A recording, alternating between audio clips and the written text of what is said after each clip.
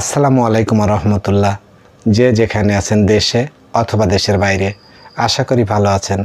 আমি মির্জা তারিকুল ইসলাম আছি আপনাদের সাথে আর একটা নতুন নিউজে। ভিউয়ার্স, নির্বাচন সংক্রান্ত নিউজ। আপনি যদি এই চ্যানেলে নতুন হয়ে থাকেন, চ্যানেলটিকে সাবস্ক্রাইব করে বেল বাটনটি অন করে দিয়ে আমাদের সাথে থাকবেন। চলুন নিউজটিতে কী লিখেছে আমরা আগে সেটা দেখি। নির্বাচনে বিভিন্ন দলের অবস্থান কেমন হতে পারে, এটা হেডলাইন করেছে নিউজটির। বিস্তারিত ভেতরে পেজে। চলুন আমরা দেখি ভেতরে কি লিখেছে। সরকার 2025 সালের ডিসেম্বর থেকে 2026 সালের জুনের মধ্যে নির্বাচন হবে, এরূপ ঘোষণা দিয়েছেন। চায়ের দোকানে অথবা যে কোনো আড্ডায় গেলেই এই আসছে নির্বাচন নিয়ে আলোচনা হয়। কে কিভাবে সে আলোচনায় অংশ নেয়, চলুন আমরা শুনি সেটা। আড্ডায় বিএনপিপন্থীর সমর্থকরা তারা বলে আসছে নির্বাচনে বিএনপি ক্ষমতায় আসবে এবং 280-এর বেশি আসন পাবে। আবার জামাতের কর্মী এবং সমর্থকরা তারা বড় ধরনের আসনের প্রত্যাশা করে। অন্যদিকে এনসিপি, জাতীয় নাগরিক পার্টির তৃণমূলের সংগঠন না থাকলেও এনসিপিও এই আড্ডায় আলোচনার মধ্যে থাকে। চলুন এখন আপনাদের আমরা দেখাবো অনলাইনে একটি জরিপের ফলাফল। এখন বিএনপির ভূমিধস, জয় কতটুকু সম্ভব। আমাদের হাতে এই উপাত্ত বিশ্লেষণের জন্য আমরা দুইটি জরিপের ফলাফল দেখতে পারি। একটি জরিপ অতীতের, আর একটি জরিপ অতি সম্প্রতি করা। অতি সম্প্রতি যে জরিপটা করা হয়েছে, যদি বর্তমান মাঠের অবস্থা তুলনা করা হয় অতীতের সাথে, তাহলে বিএনপি এবং জামাত তাদের সেরা সময়ে আছে। জাতীয় পার্টি তাদের সব থেকে খারাপ অবস্থান। সেই হিসেবে বিএনপির 41.17%, জামাতের 12.13% এবং জাতীয় পার্টি 5.22%, যোগ করলে 84.08% হয়। বাকি 15.92% থাকবে ফ্লোটিং। ভিউয়ার্স, এখানে স্বৈরাচারী আওয়ামী লীগেরও একটা পরিসংখ্যান আছে, আমরা সেই পরিসংখ্যানটি উল্লেখ করি নাই। এই কারণেই বাংলাদেশের মানুষ যেহেতু আওয়ামী লীগকে নির্বাচনে চায় না, সেই কারণে জরিপের ফলাফলটা আমরা রেখে দিলাম। আর কারেন্ট যে জরিপ ফলাফলটা, তার একটা চিত্র আপনাদের সামনে আমরা দিয়ে দেব, দয়া করে আপনারা সেটা দেখে নেবেন। এদিকে জনমত জরিপ কি বলছে। অনলাইনে বিভিন্ন জনমত জরিপ যদি দেখেন, জামাত অস্বাভাবিক ভালো করেছে, কিন্তু বাস্তবতা কি তাই বলে? আগস্টের পর আমাদের চাহিদা কি বদল হয়নি?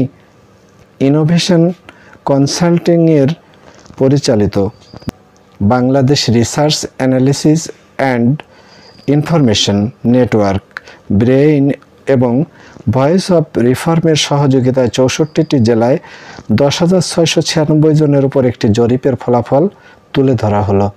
ভিউয়ার্স, জরিপের ফলাফলটি হলো বিএনপি 17%, আওয়ামী লীগ 5.7%, জামাত 12.8%, জাতীয় নাগরিক পার্টি 2.1%।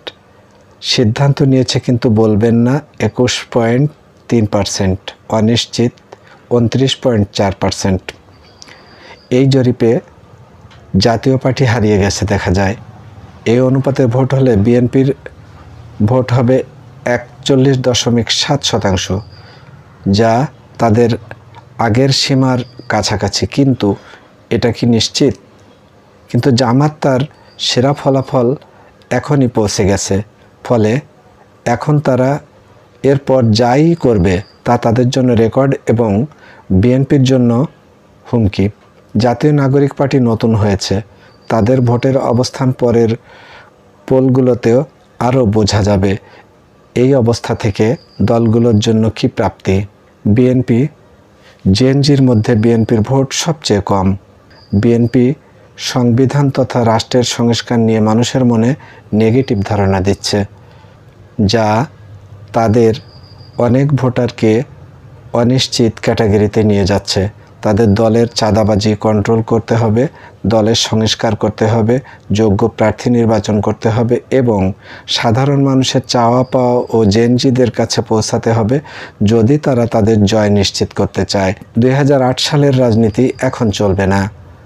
মানুষ 31 দফার থেকে বেশি সংস্কার আশা করে, তা বুঝতে হবে তাদের। তারেক রহমান সহ দলের সিনিয়র অনেকেই এ ব্যাপারে তাদের দলকে সতর্ক করছে, কিন্তু দলের অন্যান্যরা কি বুঝতে পারছেন? সময় বলবে। জামাত এখনই প্রার্থী ঘোষণা করে মাঠে নেমে গেছে। তারা সংস্কার নিয়ে অন্যদের সঙ্গে যুদ্ধে অবতীর্ণ না হয়ে তালিমের মাধ্যমে মানুষের কাছে যাচ্ছে। অনলাইনে তাদের কর্মীরা খুব সরব। জাতীয় নাগরিক পার্টি ভোটের রাজনীতিতে নতুন এই দল বিপুল সংখ্যক জনগণের কাছে কতটুকু গ্রহণযোগ্যতা পাচ্ছে তা সময় বলে দেবে। এরা তাদের সব শক্তি নিজেদের বিরুদ্ধে প্রচার এবং কাজে নিয়োগ করে। এখনও মানুষের কাছে পৌঁছাতে পারেনি, তাদের এ ব্যাপারে দৃষ্টি দিতে হবে। বাংলাদেশে সাধারণত 73 থেকে 77% ভোট পড়ে, যদিও 2008-এ অস্বাভাবিক 87% ভোট পড়েছিল। 2008 থেকে দেশের নতুন ভোটার 4,20,00,000, 85,639 জন, যাদের ভোটিং প্যাটার্ন এখনও অজানা। যেই পরে ক্ষমতায় আসুক, রাষ্ট্রের সংস্কার ও গতানুগতিক কাজ সমান্তরালে চালিয়ে গেলেই 5ই আগস্ট সমর্থক হবে। কোনো দল যদি এখনই ভেবে নেয় তারা ক্ষমতায় এসে যাচ্ছে, তাহলে তাদের জন্য সেটা সহজ হবে না। ভিউয়ার্স, এই ছিল এই নিউজটি। এই নিউজটি প্রকাশ করেছে প্রথম আলো। প্রথম আলো থেকে তথ্যসূত্র নিয়ে নিউজটি আপনাদের সামনে আমরা তুলে এনেছি। ভিউয়ার্স, যদি নিউজটি ভালো লাগে তাহলে নিউজটিকে শেয়ার করে আমাদের সাথে থাকবেন পরবর্তী নির্বাচন সংক্রান্ত নিউজটি পেতে। আজ আর নয়, আপনি যেখান থেকে এই নিউজটি দেখেন না কেন বা এই চ্যানেলটি দেখেন না কেন, আপনার প্রতি আমার অনুরোধ, আপনি চ্যানেলটিকে সাবস্ক্রাইব করে আমাদের সাথে থাকবেন। আর আপনারা ভালো থাকবেন, যে যেখানে থাকবেন। মহান করুণাময় আল্লাহ আমাদের সাথে থাকুন। ভালো থাকবেন আপনারা, দেশে অথবা বিদেশে।